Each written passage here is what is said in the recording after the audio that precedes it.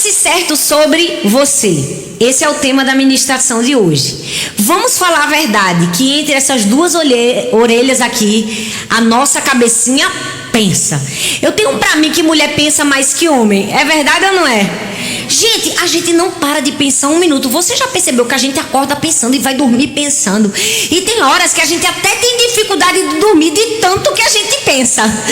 Tem horas que eu coloco a mão na minha cabeça e digo, pare de pensar agora em nome de Jesus. Porque a gente pensa muito. E pensar é maravilhoso. Eu amo pensar. Eu sou uma eterna pensadora. Desde criança já nasci pensadora. Minha mente sempre foi muito acelerada. E às vezes, talvez eu possa passar por você, posso falar com você, ou posso não falar com você, e você pode pensar, meu Deus, Thalita, a pastora nem falou comigo. Certamente, com certeza, eu estava pensando. A minha mente estava trabalhando. Talvez ela estava em outro país, porque ela nunca para. Ela só para quando o Senhor manda ela parar e quando eu estou dormindo. Mas a verdade é que pensar é muito bom. Se pensamos nas coisas do alto, se pensamos certo. A maior dificuldade dos últimos dias e dessa nossa geração é pensar errado. As mulheres estão o tempo todo pensando de maneira inadequada sobre si mesmo, sobre sua casa, sobre sua família, sobre tudo que leva seu nome. Hoje, depois dessa ministração, sua vida nunca mais vai ser a mesma. Você vai aprender biblicamente como pensar certo. Eu queria começar contando a história de um filme que conta uma história muito dramática, a história de Kaspar Hauser. É uma história verídica de um rapaz que viveu até uns 15, 16 anos mais ou menos em isolamento social total.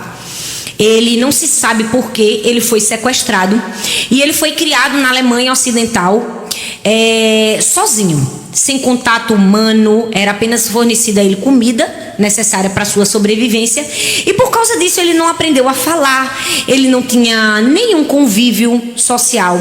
E conta-se a história que na data específica de 26 de maio de 1828 ele foi encontrado no meio da cidade, no centro da cidade, com uma carta em suas mãos que contava a sua história. É uma história, quase que um filme de terror. Inacreditável, uma pessoa passar 16 anos sem ter sequer um contato com um ser humano e por causa disso não aprender a falar. Mas a história conta que depois que ele foi achado, sim, ele conseguiu conviver em sociedade, ele aprendeu a falar. E o mais incrível de tudo isso, descobriu-se que ele era descendente de uma linhagem real, de uma família Baden. Eu fiquei pensando nessa história, e esse filme é muito intrigante, é incrível. E fiquei pensando, uau, uma pessoa ter uma linhagem real e passar 16 anos da sua vida sem sequer aprender a falar. Você já pensou se isso acontecesse nos dias de hoje? Vamos dizer que do nada surgisse um herdeiro, um neto da rainha Elizabeth, um suposto filho da princesa Diana, que foi colocado sob cárcere durante 16 anos e que de repente apareceu. Se acontecesse isso, esse jovem estaria apto a receber o trono e reinar sobre a Inglaterra? Obviamente que não. Porque mesmo tendo linhagem real, ele, por não conhecer sua linhagem real, não se apropriou da linhagem real. Caso semelhante acontece conosco, mulheres. Às vezes nós estamos em uma clausura, em uma prisão, a prisão da nossa mente. E às vezes, quando somos libertas, podemos chegar em dois extremos. O primeiro, a gente não se vê capaz de tomar posse daquilo que é direito nosso, ou a gente diz assim, eu tenho linhagem real, agora só eu que mando. E a gente sabe que ninguém faz nada sozinho, que com certeza Kaspar Hauser, mesmo tendo linhagem real, não teria a mínima condição de reinar sem uma ajuda mínima necessária. Hoje eu quero falar sobre esses dois pontos extremos e sobre como a gente precisa chegar num equilíbrio. Sempre que nós falamos sobre pensar e sobre pensar sobre nós e sobre identidade, existe uma linha muito tênue, muito perigosa entre superestimar e subestimar. E é por isso que hoje nós vamos aprender a entrar no equilíbrio. Hoje eu quero compartilhar um pouco a história de uma grande mulher de Deus. Eu já preguei sobre ela, mas sempre Deus tem alguma faceta nova para nos ensinar. E eu tenho certeza você vai aprender com a linda história de Ruth. Sinceramente, eu não sei vocês, mas a história de Ruth, na minha opinião, tinha que virar um filme da Disney. Por quê? Porque ela é cinematográfica e apoteótica, como eu costumo dizer, porque a gente não precisa da Disney, apesar de estarmos na terra da Disney, não é verdade? Quando a gente tem a palavra de Deus, as histórias bíblicas, elas são repletas de ensinamento. E sempre que eu abro a minha Bíblia, eu digo: Deus, me revela, me mostra as entrelinhas, me fala o que o Senhor quer nos ensinar aqui nesse texto sobre identidade. Então hoje, aprendendo a pensar certo, nós vamos precisar aprender que, em primeiro lugar, a gente não pode se superestimar nos nossos pensamentos. Não sei se você sabe o que é superestimar, mas eu vou ler para você. É atribuir a algo preço ou valor acima do razoável, acima do valor vigente. É atribuir a algo ou alguém qualidade ou características acima das reais. É dar um preço maior do que se realmente tem. Superestimar é exatamente isso. Eu vou dar um exemplo bem simples para que você entenda o que é superestimar. Vamos dizer que você foi convidada por uma mulher a fazer um passeio com você e tomar um café num prédio muito alto, feito esses em Dubai, que tem não sei quantos andares, sei lá, 40 andares, e lá no topo, geralmente, tem um rooftop muito bonito. E aquela mulher te convidou a subir, 40 andares no elevador para conhecer a vista linda que se tem lá em cima. E à medida que você caminhou com ela, entrou no elevador, ela começou a dizer algumas palavras que você a princípio recuou ouvir, mas no fundo, você desejava ouvir.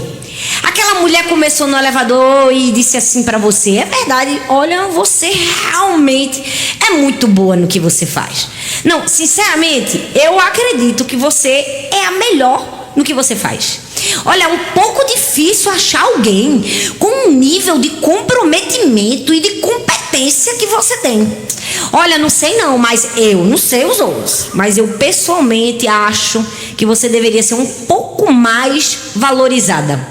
E talvez no começo você resistiu, ficar ouvindo aquelas palavras, mas depois aquilo foi gostoso. Foi agradável ouvir que você era melhor. E daqui a pouco você estava: é verdade, as pessoas não me reconhecem como deveria. E à medida que aquela mulher começa a conversar e dizer aquelas palavras com você, chegou no 40º andar, ela foi caminhando com você, e quando chegou lá em cima, na beira do rooftop, ela te convidou a olhar a imensidão da paisagem tão linda. E de repente, quando você estava assim, tão inebriada com aquela paisagem, ela te empurrou do 40º andar. É exatamente isso que acontece quando a gente dá ouvidos a uma mulher chamada soberba. Ela nos convida a entrar num elevador e ela começa a dizer muitas palavras doces, agradáveis pra gente. Ela nos leva às alturas. É verdade ou não é?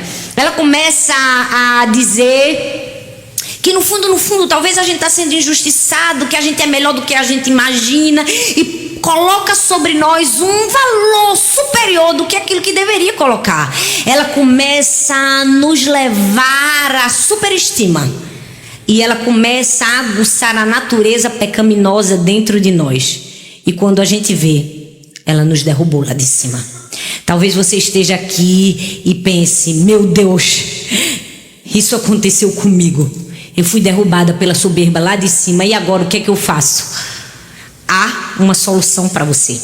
E se talvez você pensou: meu Deus, pastora, eu subi esse elevador, eu cheguei no 40º andar, e agora o que é que eu faço? Desça pela escada de emergência. Sempre tem um lugar de retorno. Eu sempre digo: sempre tem um caminho de volta à realidade. A gente nunca pode se superestimar, porque a soberba está aí para nos levar a um lugar que a gente não deveria ir. Veja o que a Bíblia diz a respeito. Provérbios 16:18 diz: a soberba precede a ruína e a altivez de espírito, a queda. Sabe, talvez você subiu mais do que deveria ter subido. Talvez a amiga soberba disse palavras para você que te fez mexer seu coração. E a Bíblia diz que o coração do homem é enganoso. E talvez seu coração foi se deixando enganar. E eu preciso te dizer, ou você desce pela escada de emergência, ou a soberba vai te empurrar de lá de cima. Nós precisamos aprender que o orgulho pode nos destruir. A superestima pode nos matar. Sabe, esses dias eu estava compartilhando com o Arthur e falei: essa pessoa, ela precisa ser salva de si mesma. Às vezes a gente sempre tem a tendência de achar que a gente tem que ser salvo dos outros, das pessoas que estão nos fazendo mal. E quantas vezes a gente precisa olhar: eu preciso ser salvo de mim mesma. Eu preciso ser salvo dos pensamentos malignos que estão tentando me levar para um lugar que eu não deveria ir. O orgulhoso é essa pessoa que se superestima. Ele se acha sempre melhor do que os outros. É verdade ou não é? É aquela mulher que às vezes se acha boa demais, santa demais, madura demais, consagrada demais, espiritual demais. E sempre o demais é em contraponto com alguém que é de menos. Já percebeu? Me preocupa muito quando eu escuto um discurso como esse. Ah, mas porque enquanto todos querem isso, eu quero aquilo. Enquanto todos estão em busca da fama, eu estou aos pés do Senhor e com o meu coração quebrantado, querendo só Ele. Amém. Glória a Deus, se esse é o desejo do seu coração. Mas se for, para que falar? Se é de verdade. Ah, enquanto todos estão à procura disso, eu estou desse jeito. Existe sempre um contraponto, sabe? Enquanto todos buscam coisas para si, enquanto todos buscam se enriquecer, eu sou uma pessoa que procura a simplicidade. Ah, enquanto... Sabe, parece que sempre a comparação para si é positiva em relação ao outro que é negativo. Sabe, é muito perigoso esse tipo de discurso, porque ele beira um orgulho travestido de espiritualidade. Sempre que você se acha mais maduro do que os outros, sempre que você acha que você é de verdade e todo mundo é de mentira, né? Que você é a única verdadeira, as outras pessoas são de plástico. É preciso não olhar para as pessoas, mas olhar para dentro de si. Me preocupa muito que hoje em dia o que mais corre, o que mais viraliza são mensagens assim, né? Todos estão buscando me perseguir. Ah, porque é sempre uma mensagem vingativa, onde você está certo e o outro é o vilão. Ora, você nunca é vilão. Você sempre está certo. Nós precisamos ter muito cuidado, porque isso é o lugar de superestimar. Mas o nosso personagem, Ruth, ela mostrou exatamente isso. Ela mostrou o quanto ela esteve longe desse engano da superestima. A história dela está em Ruth, capítulo 1, do verso 1 ao 17, que fala que na época dos juízes houve fome na terra. E aí um homem de Belém de Judá com sua mulher e os seus 2 filhos foram viver algum tempo na terra de Moabe. É a história de Ruth e Noemi. Noemi e seu marido tiveram que ir para Moabe. Eles não escolheram ir para Moabe. Eles foram para Moabe porque por pura necessidade. Mas quando eles chegaram em Moabe, o texto bíblico diz que, infelizmente, Noemi passou por uma das maiores dores que uma mulher pode passar. Ela perdeu o seu marido, depois ela perdeu o seu filho e o segundo filho. E ela se viu sozinha, apenas com as suas 2 noras. E no meio de todo aquele caos, Ruth surge como a protagonista da história. Ela era apenas uma coadjuvante, mas quem tem humildade sempre termina protagonizando alguma cena. É verdade ou não é? Ela era apenas uma coadjuvante. Do ponto de vista afetivo, ninguém perdeu mais do que Noemi, porque vamos falar a verdade, gente, ela perdeu o marido e os 2 filhos. Só quem já perdeu um filho, enterrou um filho, sabe a dor que é. Eu conheço essa dor. Nenhuma mãe nasceu preparada para enterrar um filho. A natureza e o natural são os filhos enterrarem os pais. Não se tem nenhum nome para uma mãe que enterra um filho. Uma mulher que enterra um marido é viúva. Para uma mãe que enterra um filho, nenhum nome tem. Aquela mulher perdeu o marido e os 2 filhos. Então, do ponto de vista afetivo, ela foi a que mais sofreu. Mas do ponto de vista sociocultural, foi Ruth. Porque há um momento da história que a sogra Noemi diz assim: volta para sua terra, volta para a casa do seu pai, volta para Moabe. Olha, não vão comigo para ajudar. Às vezes a gente pensa que é só porque ela não tinha um novo filho, como ela fala no texto, para dar para Nora casar. Mas na verdade Noemi sabia o que Ruth ia passar se fosse com ela para ajudar. Não sei se você sabe, mas os israelitas, eles tinham uma rivalidade terrível com os moabitas. Eles eram arqui-inimigos. Os moabitas eram um povo muito ganancioso, era um povo muito invejoso. Era um povo que vivia em briga com os israelitas porque dizia que os israelitas tinham roubado a terra que pertencia a eles. Então, ser moabita na terra de Judá era ser discriminada. Quase que como... Tá entendendo? A gente aqui, a gente tá numa terra que não é da gente. É verdade ou não é? A gente se sente como estranho às vezes aqui. Você não é bem-vindo. Pois bem, com Ruth era assim, só que muito pior, porque no fundo o Brasil não é inimigo dos Estados Unidos. Mas aqui Moabe era... Sim, os moabitas eram inimigos dos israelitas. E eu amo que a humildade de Ruth levou ela a fazer a escolha de experimentar viver a rejeição social que ela ia viver só para estar ao lado de sua sogra. Por amor a uma causa que não era sua. Isso nos fala de humildade. Humildade é quando alguém assume fazer uma escolha que ela tinha outra para fazer, mas ela escolhe uma alternativa que talvez vai humilhar ela. Isso nos lembra quem? Jesus, porque a Bíblia diz em Mateus 23:12: quem se exaltar será humilhado e quem se humilhar será exaltado. Jesus assumiu a forma de humilhação, mesmo tendo outra alternativa. Ruth também tinha outra alternativa? Tinha. Vamos falar, gente, vocês estão surdos. Tinha. Voltar para a terra do seu pai. Ficar com sua família natal. Mas ela escolheu o contrário. Porque a humildade é um sinal de uma imagem e uma autoimagem e de uma identidade bem firmada em Deus. Pessoas que se superestimam e abraçam o orgulho têm problemas com identidade. A Bíblia diz assim, quem se exaltar será humilhado e quem se humilhar será exaltado. A palavra quem usada aqui no grego é traduzida é ostis, que significa quem quer que, qualquer que. Aí você me pergunta, não entendi, Thalita, quem quer que, qualquer que. O que isso significa? É isso aí, minha filha, que você está entendendo, que Deus não passa pano em ninguém. Qualquer pessoa que quiser se humilhar vai ser abatido. O texto bíblico é claro. Esse assim, qualquer pessoa, o presidente, a rainha da Inglaterra, os meros mortais, qualquer pessoa que escolher se exaltar será humilhado. Mas quem se humilhar será exaltado. Sabe, essa é uma excelente oportunidade de avaliar como a gente se vê e como nós pensamos a nosso respeito. Como você pensa sobre você? Porque eu sou a melhor, porque ninguém me valoriza, porque ninguém me dá crédito, porque eu faço o trabalho de 50 milhões de pessoas e todas essas pessoas estão contra mim. Ora, todas as pessoas estão contra você mesmo?